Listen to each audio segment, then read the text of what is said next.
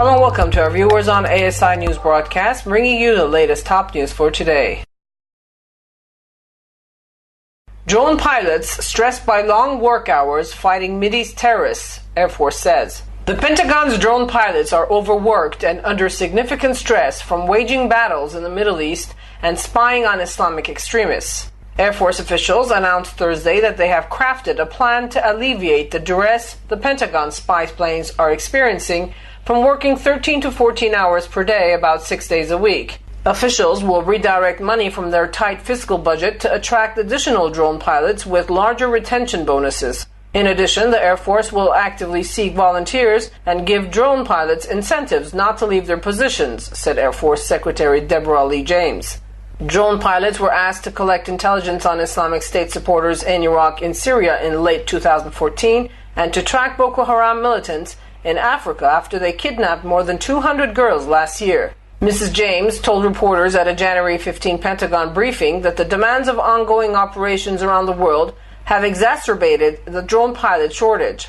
As a result, Air Force officials are trying to persuade 33 pilots who have the option to move on to other jobs at the end of the summer to reconsider their plans, Air Force Chief of Staff General Mark Welsh said. The Air Force can train only 180 drone pilots a year, despite an annual need for 300, he said. The force loses about 240 drone pilots a year, which is not a winning proposition for us, he said. The Daily Beast reported this month that the Pentagon's drone fleet was being strained to the breaking point. The situation is so dismal that the Chief of Air Combat Command, which trains and equips the service's combat forces, sent a memo to General Welsh expressing his fears about the future, according to the Daily Beast. "I'm extremely concerned," he said. GOP leaders chart Congress's first 100 days. House Majority Leader Kevin McCarthy sketched out broad outlines of an agenda for congressional Republicans as they opened a two-day policy retreat here on Thursday. The Californian recommended that the Republicans revisit the House bills from the previous Congress that passed with bipartisan support but ended up buried in the Senate, which in 2013 and 2014 was controlled by the Democrats. With the Congress now under GOP management for the first time in 8 years, McCarthy said Republicans should focus on efficient, effective, and accountable governing. McCarthy's 10-day checklist, unveiled as part of a PowerPoint presentation, included passage of a budget and individual appropriation bills. More generally, the Majority Leader recommended the newly seated Republican majorities in the House and Senate focus on legislation that gets government out of the way. One House Republican described it as, quote, a checklist of what we have to get done this year, end quote.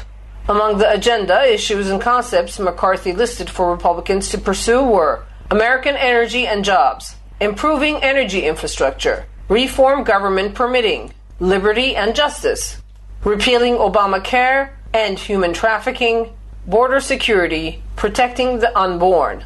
House and Senate Republicans meeting at the Hershey Lodge Resort in central Pennsylvania are holding a joint policy retreat for the first time in 10 years as they seek to forge consensus on a governing agenda. Fissures are expected, particularly on politically charged issues like immigration, but House and Senate Republicans are hoping to minimize disagreement. In particular, they're going to have to find common ground on legislation to fund the Department of Homeland Security ahead of a February 27 deadline. The House this week passed legislation to finance the department while rolling back Obama's executive order to legalize 4.1 million illegal immigrants. That bill is unlikely to garner 60 votes in the Senate. In fact, a half a dozen Republicans could oppose it. Those were the latest news brought to you from the American Studies Institute from Tehran. You can also check our website at www.asipress.us. Thanks for watching.